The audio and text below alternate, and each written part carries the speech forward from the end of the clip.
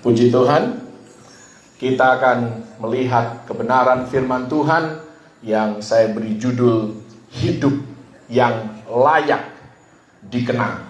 Berapa banyak di sini yang rindu memiliki kehidupan yang layak dikenal dan dikenang.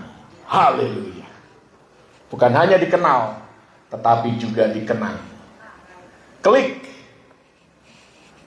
Tulisannya mungkin tidak terlalu besar dan agak terpotong di bagian bawah, tetapi saya mengajak kita semua untuk membaca beberapa ayat diambil dari Injil Markus pasal yang ke-14, ayat yang ketiga sampai ayat yang ke-9. 2, 3. Ketika Yesus berada di Betania di rumah Simon si Kusta dan sedang duduk makan, datanglah seorang perempuan membawa suatu buli-buli pualam berisi minyak narwastu murni yang mahal harganya. Setelah dipecahkannya leher buli-buli itu, dicurahkannya minyak itu ke atas kepala Yesus. Ada orang yang menjadi gusar dan berkata seorang kepada yang lain, "Untuk apa pemborosan minyak narwastu ini? Sebab minyak ini dapat dijual 300 dinar lebih dan uangnya dapat diberikan kepada orang-orang miskin." Lalu mereka memarahi perempuan itu. Tetapi Yesus berkata, "Biarkanlah dia. Mengapa kamu menyusahkan dia? Ia telah melakukan suatu perbuatan yang baik padaku. Karena orang-orang miskin selalu ada padamu dan kamu dapat menolong mereka bila mana kamu menghendakinya. Tetapi aku tidak akan selalu bersama-sama kamu. Ia telah melakukan apa yang dapat dilakukannya. Tubuhku telah diminyakinya sebagai persiapan untuk penguburanku. Aku berkata kepadamu, sesungguhnya di mana saja Injil diberitakan di seluruh dunia, apa yang dilakukannya ini akan disebut juga untuk mengingat dia." Haleluya. Kisah yang sangat luar biasa juga ditulis di dalam Injil Matius dan Yohanes dengan versi yang saling melengkapi tentunya. Klik. Ini adalah firman Tuhan yang mempertanyakan bagi Anda dan saya beberapa pertanyaan yang perlu untuk kita renungkan bersama. Yang pertama, bagaimana kita mau dikenang? Baik itu oleh keluarga, oleh teman, ataupun oleh Tuhan. Karena Pengkhotbah 7 ayat yang pertama di sana dikatakan nama yang harum lebih baik daripada minyak yang mahal. Lebih baik daripada kekayaan duniawi. Pertanyaan berikutnya, apakah kehidupan kita sudah berdampak positif di mana Tuhan tempatkan kita? Kita perlu mengevaluasi kehidupan kita, keberadaan hidup kita, bagaimana kontribusi kita terhadap komunitas di mana Tuhan tempatkan kita. Apakah kita menjalani kehidupan yang sepadan dengan pengorbanan Kristus? Karena pengorbanan Kristus ini sangat mahal harganya. Apakah kita sudah hidup berpadanan dengan pengorbanan Yesus yang begitu luar biasa?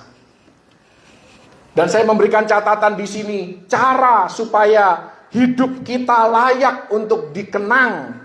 Bukan hanya dikenang, tetapi juga diteladani, diikuti, adalah dengan mengejar hal-hal yang membuat Tuhan terkesan. Kita bukan berusaha untuk membuat Tuhan terkesan sehingga Dia lebih lagi memberkati kita. Karena kita sudah diberkati oleh Tuhan, sehingga kita bisa melakukan hal-hal baik yang menyenangkan hati Tuhan. Jadi sekali lagi perspektifnya adalah kita sudah diberkati terlebih dahulu. Sudah ada benih yang Tuhan tanamkan di dalam kehidupan kita. Itulah yang harus kita kembangkan. Itulah yang harus kita keluarkan potensinya. Untuk kita bisa menjadi berkat. Dampak kehidupan kita semakin diperluas. dan nama Tuhan pada akhirnya dipermuliakan. Yesus begitu terkesan dengan apa yang dilakukan oleh perempuan ini, sehingga dia sendiri mengungkapkan suatu rahasia kepada Anda dan saya. Bagaimana kita bisa memiliki kehidupan yang layak untuk dikenang dan diteladani. Klik. Ada seseorang bernama Michel Lotito. Namanya tertulis di dalam Guinness World Book of Records. Artinya dia pemecah rekor. Dia pemegang rekor yang mungkin selamanya tidak akan pernah dipecahkan. Apa rekornya? Orang ini orang Prancis, saudara. Sepanjang hidupnya, dia sudah almarhum sekarang. Sepanjang hidupnya, inilah hal-hal atau beberapa hal yang dia makan. Dia makan sepeda. Gimana caranya makan sepeda?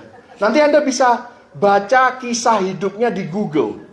Ini kisah nyata, ini bukan main-main. Dan sepedanya bukan ya kue bentuknya sepeda, bukan. Ini sepeda beneran, saudara. Dia makan 15 troli supermarket, 7 set televisi, 6 lampu gantung, chandelier, 2 tempat tidur. Dia pernah makan sebuah komputer juga. Dan rekor yang di atas segala rekor. Makanya fotonya ini kalau Anda buka di Google, Michel Lotito, langsung muncul gambar ini. Karena memang dia pernah memakan pesawat terbang. Dan dia perlu waktu kurang lebih 2 tahun untuk menyelesaikan makanannya yang sangat bernutrisi ini. Gimana caranya? Nanti Anda coba cari di Google. Tentunya tidak mungkin kayak sepeda langsung dimakan begitu kan, enggak. Jadi dipotong kecil-kecil sampai bisa dimakan, masuk mulut. Dan itu memang dia punya dalam tanda kutip kelainan ini sejak usia 9 tahun. Dia tahu bahwa dia punya keahlian ini. Ya, dan saya harus memberikan disclaimer di sini. Jangan Anda coba-coba untuk memecahkan rekor dia.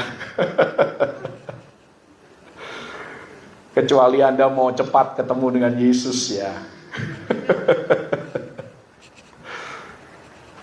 Inilah rekor dia sepanjang hidupnya. Rekor yang luar biasa, rekor yang unik, yang mungkin tidak akan pernah dipecahkan oleh siapapun. Saya tidak tahu apakah orang ini Kristen atau bukan. Tetapi dengan prestasi kehidupannya, dengan rekor yang dia pecahkan, dengan namanya yang tertulis di dalam Guinness World Book of Records. Bayangkan seorang Michel Lotito berdiri di depan sang hakim. Dan ditanya satu pertanyaan. Apa yang sudah engkau perbuat dengan hidupmu? Karena semua kita akan ditanya pertanyaan yang sama. Apa yang engkau sudah buat dengan hidupmu? Di dunia, dia boleh masuk Guinness World Book of Records. Pertanyaannya adalah, apakah namanya masih tertulis di dalam buku dan kitab kehidupan? Betapa konyolnya kalau kita punya berbagai pencapaian dunia, kita terkenal, kita populer, begitu berhadapan dengan sang hakim agung, ternyata tidak ada satupun dari semua prestasi dunia kita yang diperhitungkan oleh Tuhan. Itu adalah hal yang sangat-sangat menyedihkan. Karena itu, kalau Anda mau nanti nyampe di kekekalan, tidak ada rasa bersalah, tidak ada rasa tertuduh. Mari kita maksimalkan hidup kita, khususnya di dalam memberikan dampak yang positif, menjadi berkat di mana kita berada dengan apa yang kita punya, yang Tuhan sudah berikan di dalam kehidupan kita. Kita bisa masuk di dalam Guinness World Book of Records, tapi di akhirat, apalah artinya semua itu? Haleluya! Karena itu, secara singkat kita akan belajar bagaimana kita memiliki kehidupan yang layak untuk dikenang. Klik. Yang pertama, kita meneladani apa yang dilakukan oleh perempuan itu. Dia, Yesus katakan, melakukan apa yang mampu dilakukannya. Markus 14 ayat 8 bagian A dikatakan oleh Yesus, ia telah melakukan apa yang dapat dilakukannya. Perhatikan di sini bahwa Tuhan tidak pernah meminta kita untuk melakukan apa yang tidak dapat kita lakukan. Semua yang Dia minta untuk kita lakukan, sadar maupun tidak, Tuhan sudah depositkan di dalam kehidupan kita. Tuhan sudah berikan, baik itu mungkin dalam bentuk benih yang belum terlihat, maupun mungkin potensi-potensi, talenta-talenta, karunia-karunia yang belum terasah, masih mentah, tetapi ada potensinya. Dan apa yang Tuhan minta dari kita? Dia juga akan bersama-sama dengan kita, menyertai kita, menuntun kita, mendorong kita, bahkan kita bisa berbuat baik pun itu karena Allah yang bekerja di dalam kehidupan kita. Itu ditulis di dalam Filipi 2 ayat 13, karena Allah lah yang mengerjakan di dalam kamu baik kemauan maupun pekerjaan menurut kerelaannya. Jadi kalau kita punya hati yang rela, hati yang tulus di hadapan Tuhan, Dialah yang akan mengerjakan hal-hal yang baik melalui kehidupan kita, sehingga kita punya dampak yang baik, dampak yang positif di mana Tuhan tempatkan kita. Perempuan ini berada di kaki Yesus, melakukan sesuatu bagi Yesus. Banyak orang datang kepada Yesus, dia bukan datang ke kaki Yesus, tetapi mereka datang kepada tangan Yesus dan hanya meminta-minta. Tapi perempuan ini, dia datang ke kaki Yesus bukan untuk meminta, tetapi untuk memberi. Makanya kehidupannya dikenang. Sampai saat ini pun Anda mendengar khotbah tentang perempuan ini. Ini kejadian sudah 2000 tahun yang lalu. Tapi masih diingat juga di mana Injil diberitakan. Tidak sedikit orang datang kepada Yesus dan meminta tangan Yesus untuk melakukan ini dan itu. Perempuan ini datang ke kaki Yesus tanpa agenda pribadi. Dia hanya mau bersekutu dengan Yesus. Dan percayalah, ketika kita datang pada kaki Yesus, maka otomatis hatinya dan tangannya akan tergerak bagi Anda dan saya. Jadi tujuan kita datang kepada Yesus seharusnya bukan kepada tangan Yesus, tetapi kepada kaki Yesus. Kita sentuh kakinya, tangannya bergerak. Haleluya. Jadi kalau kita mau kehidupan kita dikenang dengan baik, sudahkah kita melakukan apa yang mampu kita lakukan, apa yang dapat kita lakukan untuk keluarga, untuk pelayanan, untuk karir kita, untuk kesehatan kita, dan lain sebagainya. Sangatlah mudah kita punya banyak ide. Aku kepengin ini, aku kepengin itu. Oh, ini seharusnya begini, ini seharusnya begitu. Pertanyaannya adalah, apakah kita sudah berkontribusi untuk melakukannya? Karena perjalanan 1000 mil dimulai dengan langkah yang pertama. Bukan dengan Anda hanya duduk-duduk bermimpi. Oh, aku kepenginnya seperti ini. Oh, ini seharusnya diatur seperti ini. Anda sudah berbuat belum? Anda sudah setia belum? Anda sudah konsisten atau belum? Memang gampang sih punya ide, punya masukan, itu gampang. Tapi tidak mudah untuk melakukannya. Haleluya! Nggak perlu contoh yang spesifik lah. Nanti ada yang tersinggung. Intinya adalah perempuan itu dikenang karena dia melakukan apa yang mampu dia lakukan. Apa yang Anda bisa lakukan buat orang-orang di sekitar kehidupan Anda. Klik yang kedua, hidup perempuan ini layak dikenang karena dia melakukannya di tengah kritik yang tajam, di tengah perkataan negatif, di tengah perkataan yang menghakimi, yang merendahkan dia, di tengah tidak ada satupun yang menyemangati dia. Tidak ada satupun yang menghargai dia. Tidak ada satupun yang bisa melihat dari perspektif perempuan ini. Tapi dia tetap melakukannya. Karena dia bukan melakukannya untuk manusia. Melainkan dia melakukannya untuk Tuhan.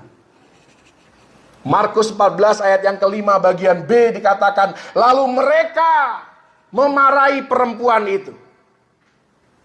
Anda pikir hanya Yudas Iskariot yang marah karena dia serakah.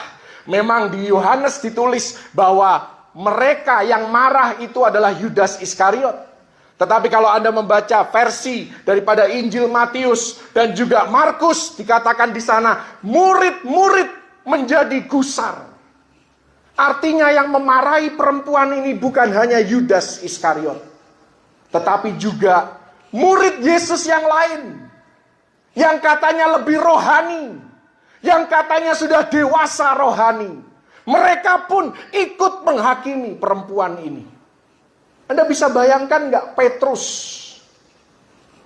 Yohanes yang kita kenal dengan murid yang berkenan di hati Tuhan. Ternyata dia pun ikut menghakimi perempuan ini.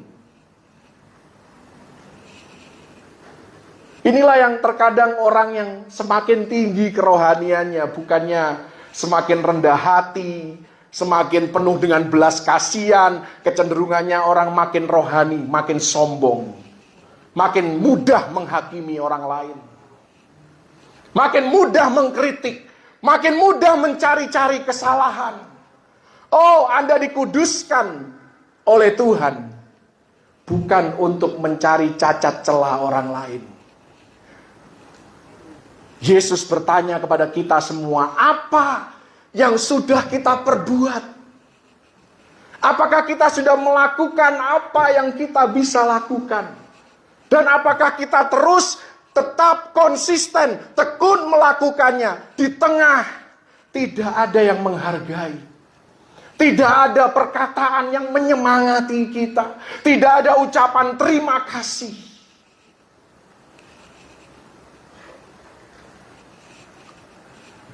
Klik, karena di dalam kehidupan setiap kita, inilah pelajarannya.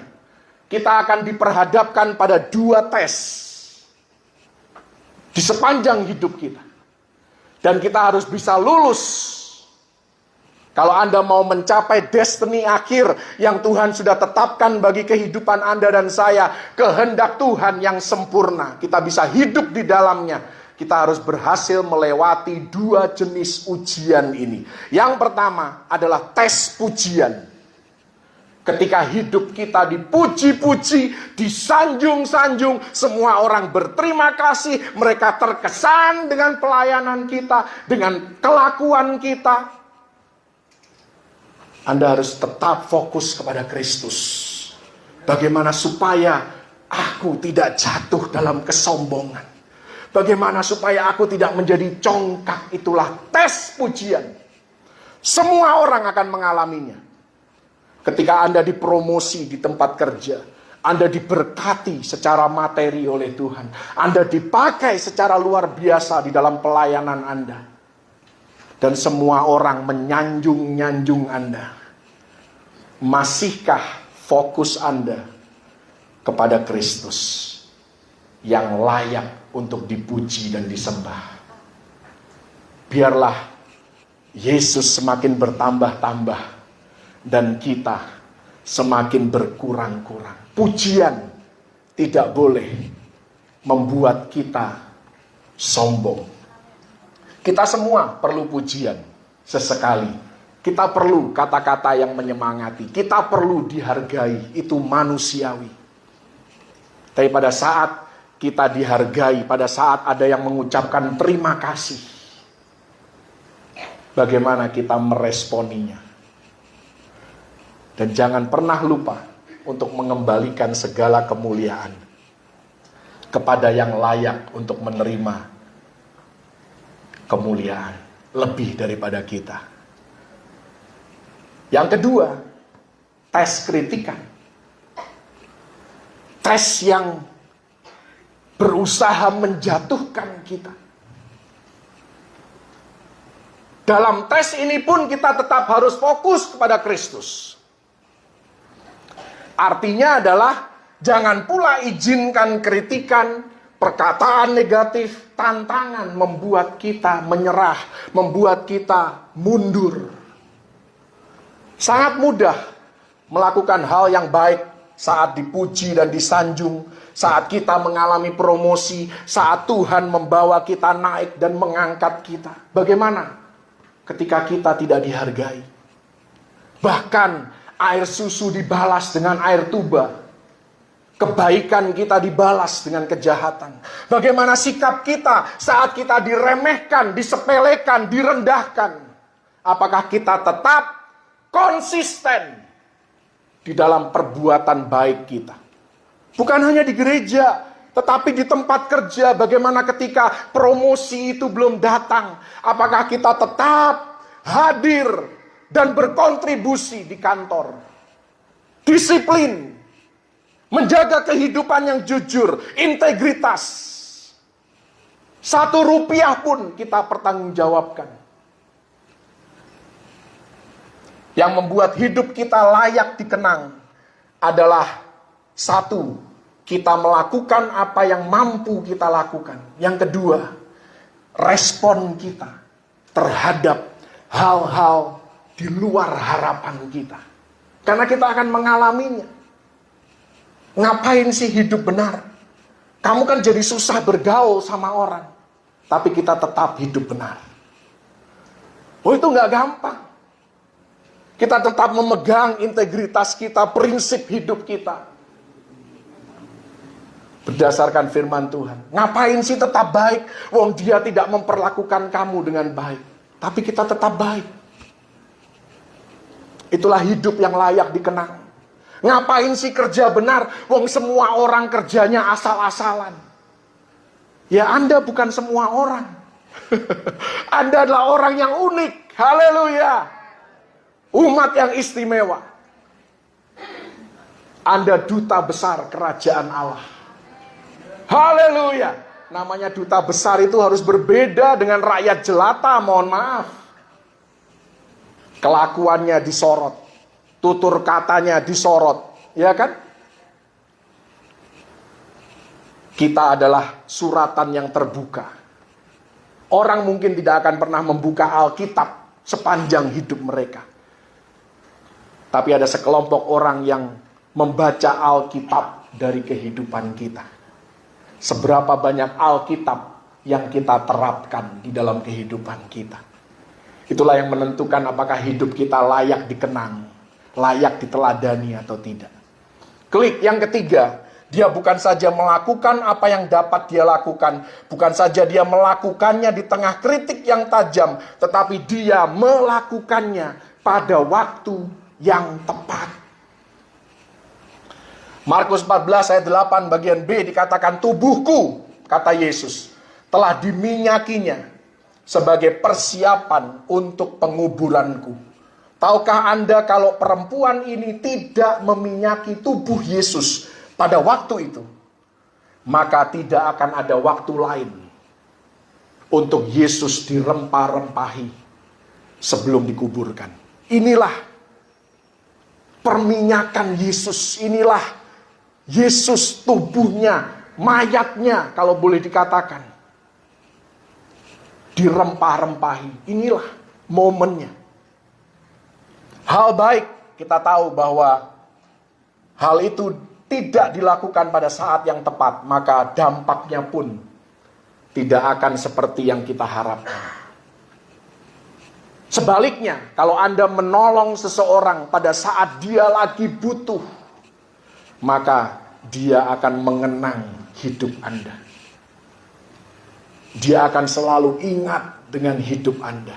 Karena Anda menolong, mungkin Anda sudah rutin menolong, melakukan perbuatan baik, tapi ada satu momen di mana orang ini benar-benar membutuhkan dan Anda hadir di situ.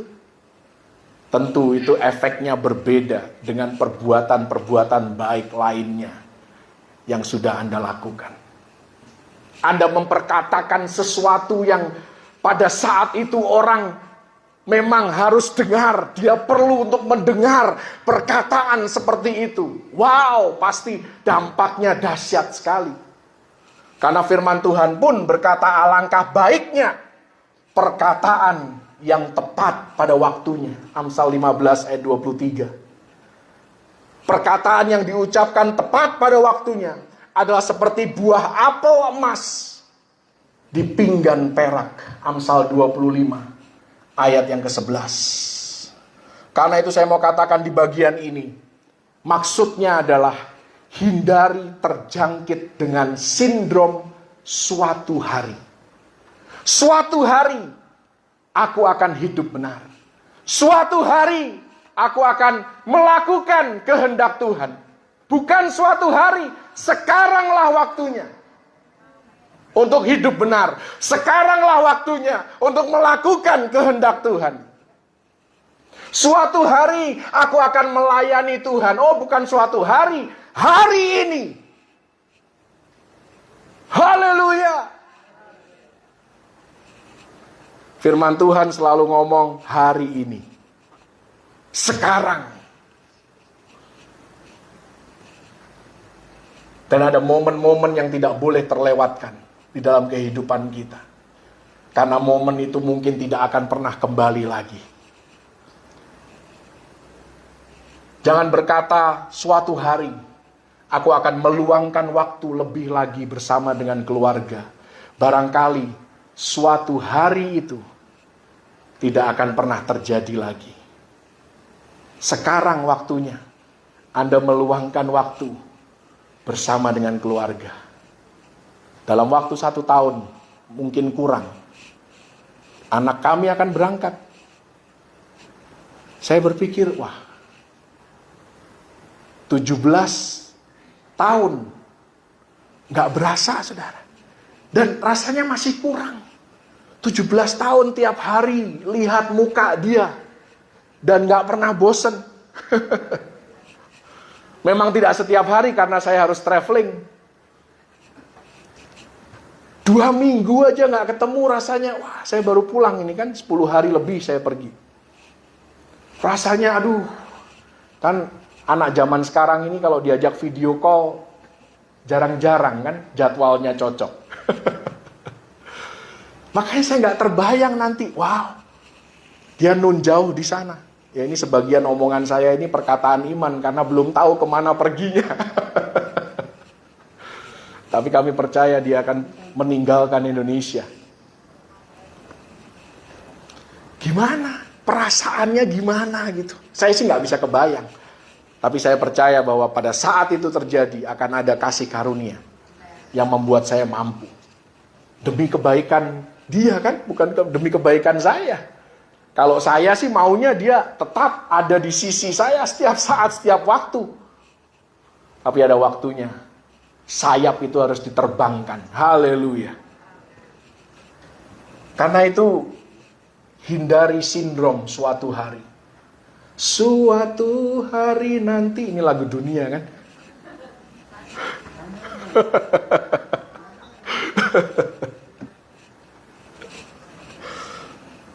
Now is the time. Inilah waktunya. Anda mau berbuat baik, jangan nunggu suatu hari. Lakukanlah kebaikan sekarang juga. Di mana Anda bisa. Pada waktu yang tepat. Di tengah kritikan yang tajam. Haleluya. Klik. Yang keempat dan yang terakhir. Saya janji sama anak saya khotbah 30 menit. Saya nggak tahu berapa menit. Yang keempat dan yang terakhir. Kenapa kehidupan perempuan itu layak untuk dikenang? Karena dia melakukannya dari hidup yang telah dipecahkan. Saya akan bahas ini sebentar. Ayatnya di Markus 14, ayat yang ketiga bagian B. Setelah dipecahkannya leher buli-buli itu, dicurahkannya minyak itu ke atas kepala Yesus. Apa artinya? Apa pelajaran yang kita bisa tarik dari kehidupan perempuan ini? Klik. Ini berarti bahwa kehidupan, klik. Candace, klik. Kamu ketahuan. Kehidupan yang layak dikenang adalah ketika kita tetap mengeluarkan aroma yang harum. Walaupun kehidupan ini telah memecahkan kita. Selama hidup kita baik-baik saja, tidak ada yang tahu apa yang terkandung di dalam kita. Karena ini bejana. Kehidupan kita bejana. Sama seperti bejana yang dipegang oleh perempuan itu. Sampai bejana ini dipecahkan, baru ketahuan isinya apa. Parfum atau arak.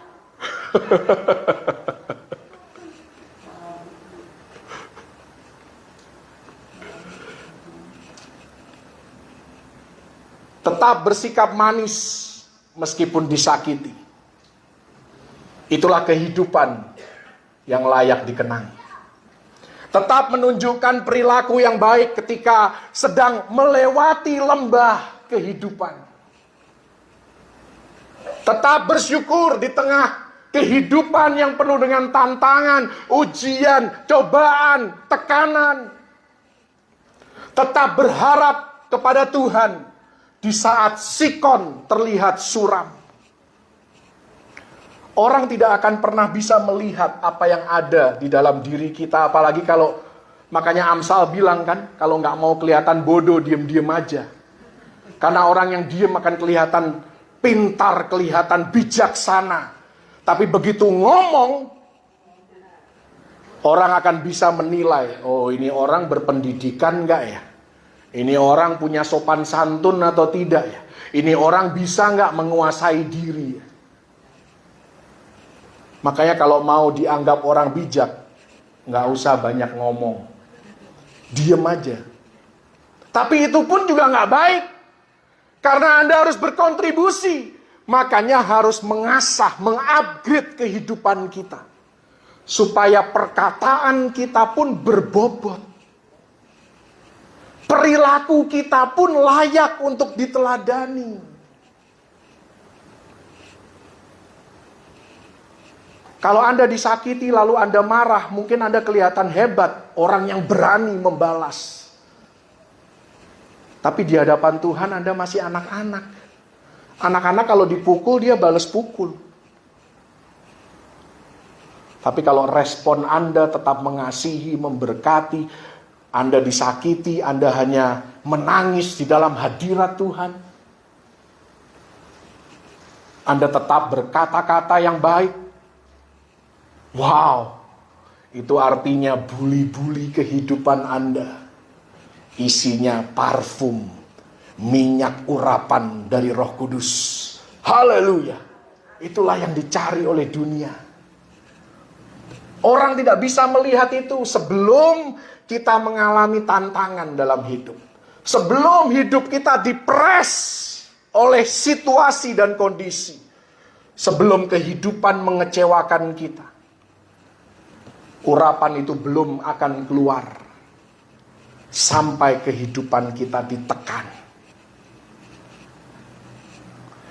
Tuhan tidak mencari bejana yang sempurna. Ternyata Tuhan mencari bejana yang sudah pernah dipecahkan. Anda lihat semua orang yang dipakai oleh Tuhan. Tokoh-tokoh Alkitab dari sejak awal penciptaan. Yang dipakai adalah orang-orang yang tidak sempurna. Orang-orang yang hidupnya sudah pecah. Bahkan tidak berbentuk lagi. Tapi itulah orang-orang yang hidupnya dikenang. Di hadapan Tuhan berdampak luar biasa. Kenapa? Karena melalui proses peremukan inilah kedagingan kita dikikis. Dan kedagingan inilah yang membuat kita seringkali terhambat di dalam kemajuan kita, di dalam kedewasaan kita. Melalui proses peremukan kita menjadi rendah hati, kita menjadi penuh belas kasihan, kita bisa berempati dengan orang lain, semakin mengandalkan Tuhan karena kita tahu manusia tidak pernah bisa diandalkan. Manusia seringkali PHP, tapi Tuhan satu-satunya yang selalu setia, Dia yang benar, Dia yang menepati janjinya. Mazmur 34 ayat 18 dikatakan Tuhan itu dekat kepada orang-orang yang patah hati dan Ia menyelamatkan orang-orang yang remuk jiwanya. Bahkan di perjanjian baru ketika Yesus datang ke dunia, Dia berkata, aku tidak datang untuk orang-orang yang sehat, tetapi aku datang bagi mereka yang sakit dan membutuhkan pertolongan. Itu termasuk Anda dan saya. Karena banyak kerugian terjadi dalam hidup kita. Banyak hidup kita dikecewakan oleh lingkungan, oleh seseorang. Bahkan seseorang yang dekat dengan kita. Yesus mau pakai hidup kita lebih lagi. Menjadi bejana yang telah dipecahkan. Haleluya! Jadi bagaimana kita memiliki kehidupan yang layak dikenang? Yang pertama, lakukan apa yang mampu kita lakukan. Yang kedua, lakukan secara konsisten sekalipun di tengah kritik yang tajam.